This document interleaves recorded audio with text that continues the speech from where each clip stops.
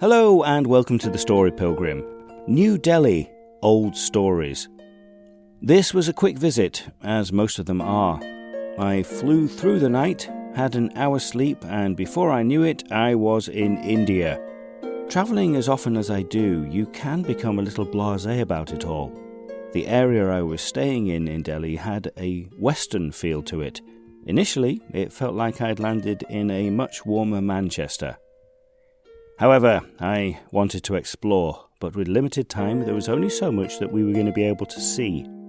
Before we head off in an easterly direction, please may I invite you to review this podcast. Pop in a number of stars, preferably the higher the number, the better, and take a few moments to write what this podcast means and feels like to you. Those few minutes that we'll take will make a world of difference for me. Thank you. Okay, New Delhi. Well, Delhi. It's a big city, bigger than I knew. Delhi, capital of India. Here I am, arrived this morning, and we've come down to the President's Palace, which is huge. It's next to the government. They've got the old government and the new government building. As the old government building is like a round, like 5-story building, and then next to it is the new building, which is, you can tell it's very, very new. It's like, looks much newer and it's much more angular, but the President's Palace opposite is massive, and the Honourable President of India at the moment is Draupadi Murmu, who was she's sworn in 25th of July 2022. She was previously the governor of Jharkhand. And so she lives in there, and it's absolutely massive, but I'm sure there's quite a lot of other people that live in there as well. First impressions of Delhi so far, it's very clean. It's the typical India crazy driving around. We are going to drive around, see a few sights, and see what we can feel and see what we see. Delhi has a population of about 29.3 million, which makes it the second most populated city in the world, behind Tokyo. Tokyo is 37 million, so quite a drop, but still a heck of a lot of buildings. It's home to the tallest brick minuet in the world, which is a World Heritage Site, constructed in 1192, about 73 metres tall. I'm not sure if we'll see that today, but we got a lot to see, so let's go and see it.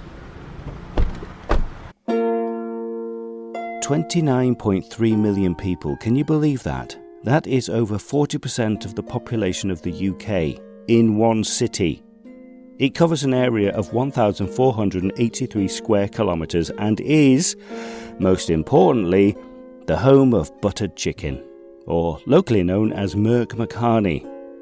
My time in Delhi was brief, so first we headed off to...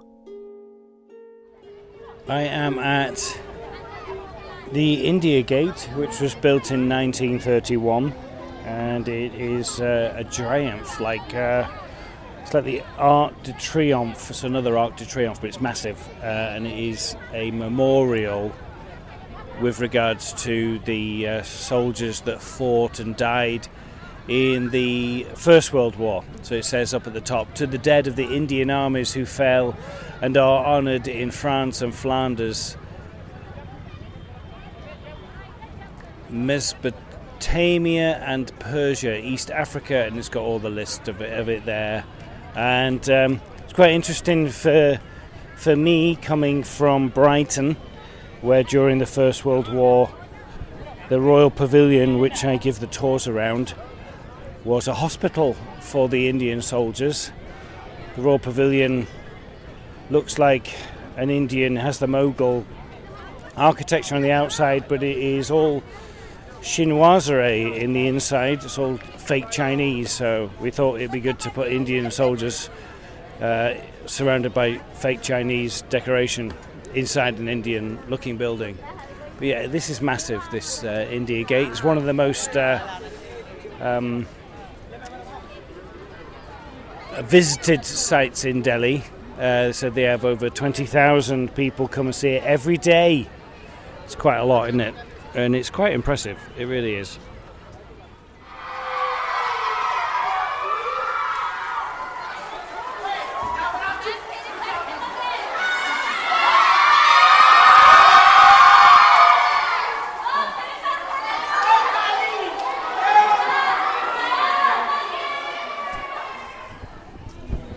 I am in the grounds of Humayun's tomb, which is the oldest tomb on the Indian subcontinent, built around 1558. It's a mausoleum. Has a lot of like sacred and cultural significance. It has been had a lot of conservation work done on it recently, and we're just coming up to walk through like a little gate. There's like the Star of David up there. It's very huge bricks, massive big bricks, and red stone around it. It's massive. And then you come through and it's magnificent.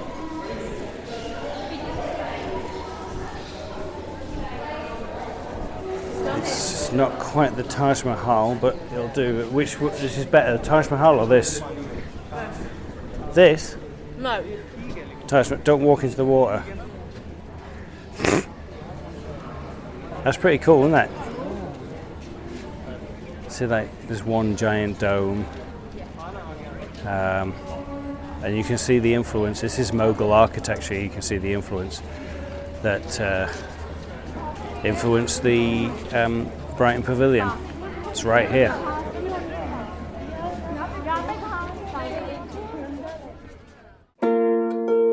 I should point out that the screams you heard back then were of school children as we walked along an underpass to get to the India Gate to avoid the major road that runs in front of it.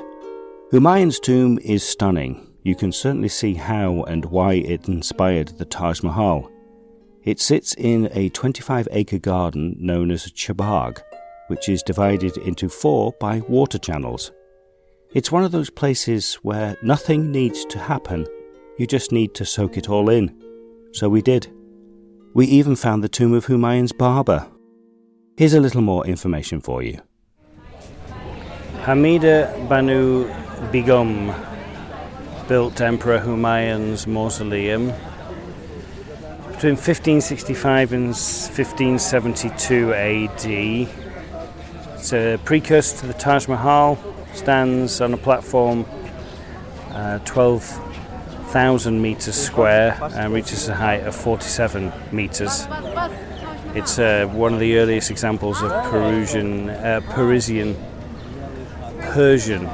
I'll get this right in a minute. I can't speak. Influence in India architecture, and apparently the tomb has over 100 graves within it, earning it the name of the dormitory of the Mughals. It's got red sandstone. It's a mixture of red sandstone and white marble. And then there's blue tiles on some of the domes at the top. It's really they're not all there, but there's a few blue tiles there. Well, that's how they keep health. Isa Khan's tomb predates Humayun's mausoleum by 2 decades. It's gorgeous. It's got a lot more blue on it.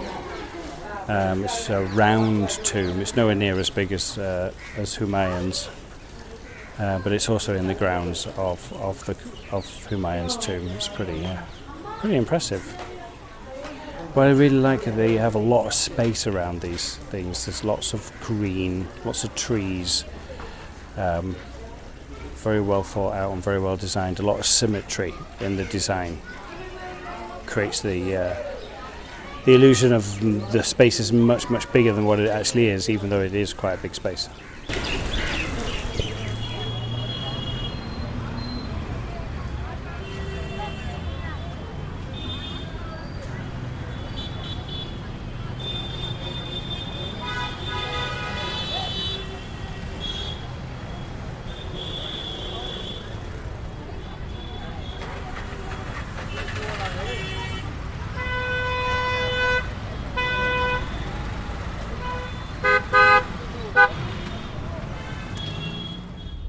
After this.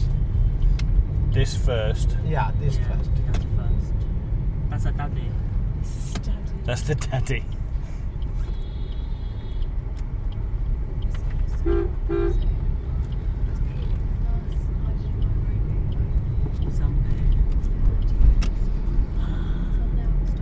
Lots of space. Sorry? Like lots of space around. Yeah. You know, like busy, peaceful Yeah. for the space. He could take us to Oh Mama my to go gosh, down. that's like That's traditional. low That is a food, eating food. Yeah. snack and something. That looks so cool. That's And the water and Coke. yeah, is there anywhere to be asked? Is there anywhere to like get a drink or anything? Sorry? Is there anywhere to get a drink or something? Drink. Yeah, Like a we buy Coke, one. Coca-Cola, or Okay. so these are the Ooh, what's this here? so trans. Yeah. So this is the trans community, Trust me. and if you're supposed to give them money to bless them, yeah. And if you don't, they curse you. No, I've only got 10 rupees. Yeah, we need the ATM. Yeah. Is it really? That is a... Yeah, try. You can tell. Yeah. You want she's- to give? Until... You want to give? No, it's okay. No, if you want to No, give, so no. Shall I? But yeah, they give you blessings with Yeah. the money, don't Yeah. they? Yeah. And it's supposed to be very lucky to be blessed Of course, by a yeah. trans Mhm. female. Yeah.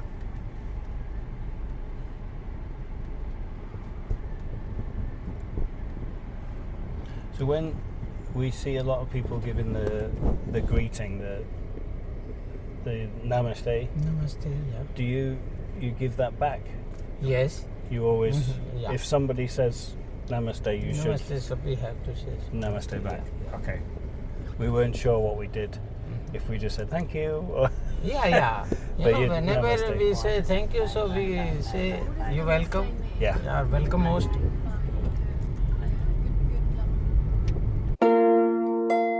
That was our driver, Deepak. He was navigating Delhi's streets with such precision and skill. It is amazing that the traffic moves so smoothly here. At every traffic light, there were people selling flowers, fruits, and blessings. Everyone seems to be so entrepreneurial in India. Also, so happy. People in India just seem to come across as happy. I may be wrong, but that's just my experience. We stopped for a bite to eat, after which we were greeted by a surprise.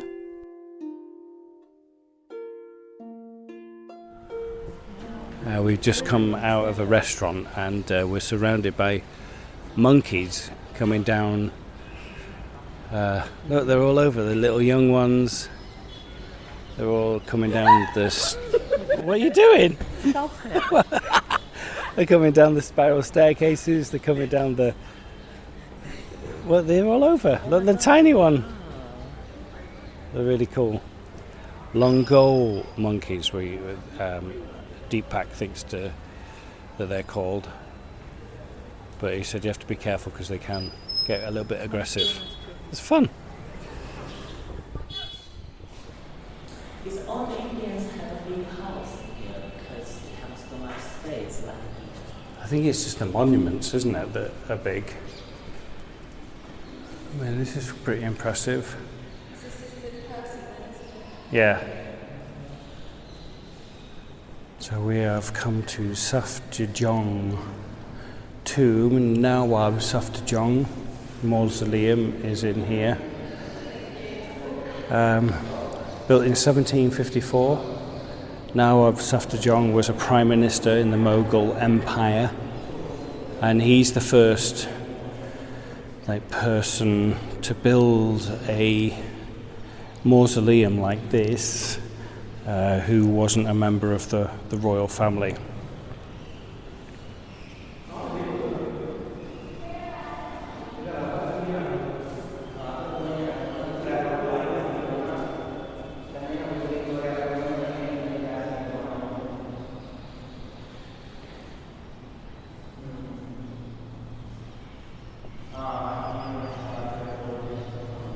Again, it's in marble, lots of marble and sandstone, and then the roof, the ceilings are in a dome shape. They're all like carved out, so it's not smooth again. It's got that mixture of rough and smooth, and then a lot of lattice work in the windows. It's very spacious. At the last one at Humayun's, there was a lot of people there at that one. There's not many people at this one. Obviously Humayun was, emperor, if that's the word you use. This was just a prime minister, but it is beautiful. Really, lots of parakeets flying around, green parakeets. There they are. Just like the ones we got in London.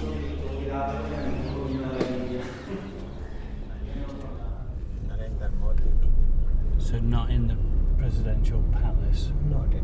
That's for president. This That's for the president. Prime Minister. Right. Because we have two. President Modi and is, yeah. Modi.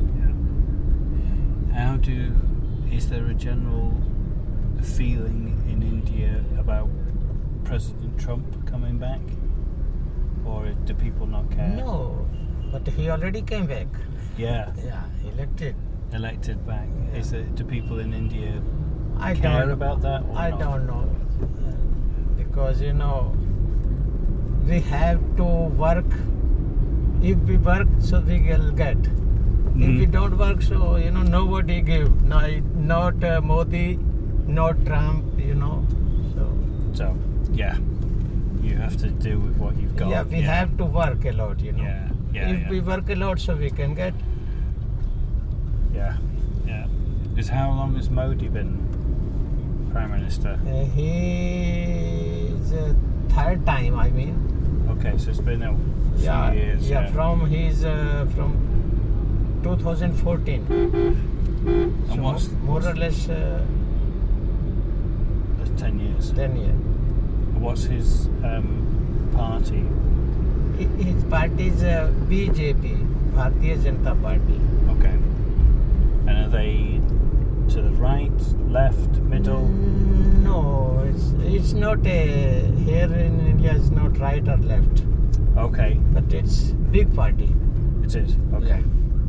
Is it more about religion or not? Yeah. Yeah. Religion. Yeah. Or Hinduism. Yeah. Okay. So we come again in diplomatic area. Right.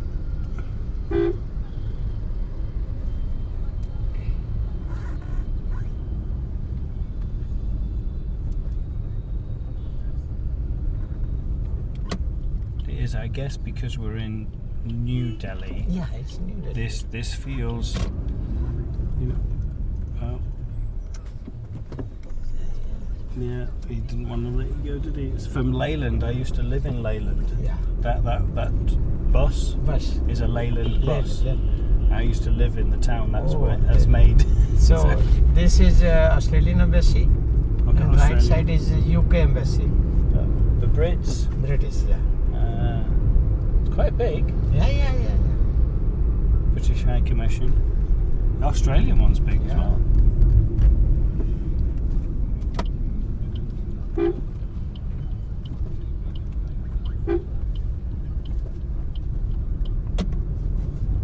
And here is a US embassy. Right. And the right side is Chinese embassy. Oh wow. What? We're really close. US is very big, isn't it? Yeah. No, China is also big. It's very big, yeah. Well, that's it. I've only visited Mumbai and Hyderabad before, and this feels more like Hyderabad Oh, it's, than Mumbai felt yeah. much more older, Yeah. but cramped up as well. Cramped, yeah. Very congested. Congested. Whereas here it feels a bit more space, Yeah. but it's big, yeah. It's very big. Yeah. Because Bombay is spreading only one side, and Because Delhi you've got is the four sea. side. Yeah. That's why. Yes, because it doesn't have the constricts of course. Yeah.